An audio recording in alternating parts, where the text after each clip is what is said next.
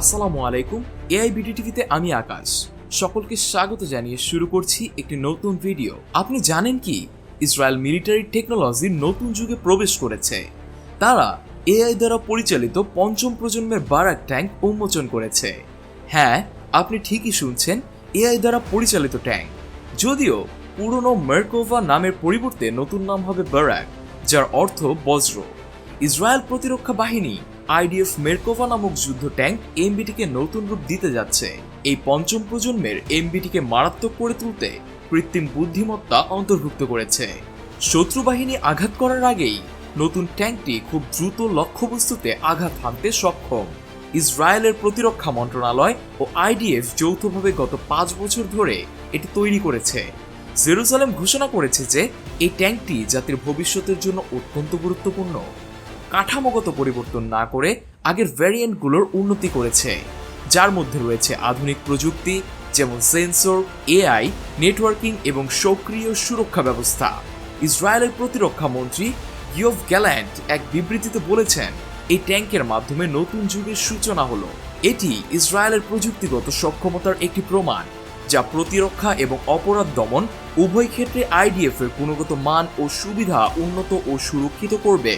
ইসরায়েলের সাউদার্ন কমান্ডের অধীনে 3টি সাজোয়া ইউনিটের একটিতে এই ট্যাঙ্ক যুক্ত হবে। বারাক 2025 সালের শেষ নাগাদ ব্রিগেডের সমস্ত বিদ্যমান মেরকাভা 4 ট্যাঙ্কে প্রতিস্থাপন করবে বলে আশা করা হচ্ছে। এই ট্যাঙ্কে এলবিট সিস্টেম দ্বারা তৈরি আয়রনভিশন হেলমেট থাকছে। কমান্ডারকে সাহায্য করার জন্য ফাইটার পাইলটের মতো পেরিফেরাল ভিশনের সাথে ট্যাঙ্কের বাইরে থাকা সেন্সরগুলি এই হেলমেটের সাথে যুক্ত থাকবে, যাতে তারা ক্যামেরা এবং সেন্সরের মাধ্যমে ট্যাঙ্কের বাইরেও দেখতে পারবে। এই সিস্টেমটি ট্যাঙ্কের সেন্সরকে ডেটা বাছাই করতে এবং বস্তু শনাক্ত করতে সহায়তা করবে।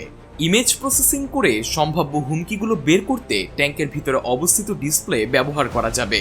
আর মাত্র একটি জয়স্টিক বা পাইলটের ফ্লাইট কন্ট্রোল স্টিকের মতো স্টিক দ্বারা সম্ভাব্য লক্ষ্যবস্তুতে আঘাত হানা যাবে। পূর্ববর্তী মেরকাভা ট্যাঙ্কের নাইট ভিশনের থেকে নতুন বারাক ট্যাঙ্কের নাইট ভিশন আরও উন্নত। মিসাইল অ্যাটাকেও এই ট্যাঙ্কের ক্ষয়ক্ষতির সম্ভাবনা নেই বললেই চলে। মিশনে ক্রুদের সহায়তা করার জন্য বারাক টাচ স্ক্রিন এবং একটি অপারেশনাল অ্যাপ্লিকেশন স্টোর দ্বারা সজ্জিত। উপরন্তু এটি একটি সামরিক শাখার মধ্যে রিয়েল টাইম ডেটা ট্রান্সফার করতে সক্ষম। 2015 সালে ইসরায়েল নতুন ট্যাঙ্কের পরিকল্পনা শুরু করেছিল। সেই সময়ে ইসরায়েলি ট্যাঙ্কগুলি মূলত গাজায় ব্যবহার করা হচ্ছিল, বিশেষ করে শহুরে পরিবেশে অপ্রথাগত হুমকির বিরুদ্ধে, যেমন রকেট চালিত গ্রেনেড বা RPG দিয়ে সজ্জিত জঙ্গিদের বিরুদ্ধে।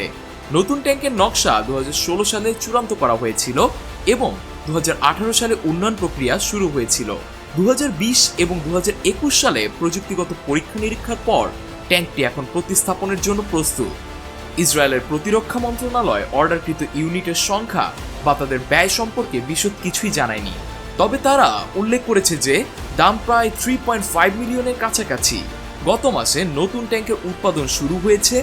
সম্প্রতি সাজোয়াকরের ব্যাটালিয়ন 52 এর একটি কোম্পানি তাদের প্রথম বারাক পেয়েছে। নতুন এই ট্যাঙ্ক সম্বন্ধে আপনার মতামত কমেন্টসে লিখে জানান। আজ তাহলে এ পর্যন্তই, দেখা হবে নতুন কোনো ভিডিওতে।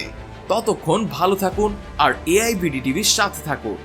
আপনি যদি আমাদের চ্যানেলে নতুন হন তবে প্লিজ সাবস্ক্রাইব করুন এবং নোটিফিকেশন বেলটি প্রেস করুন। ধন্যবাদ।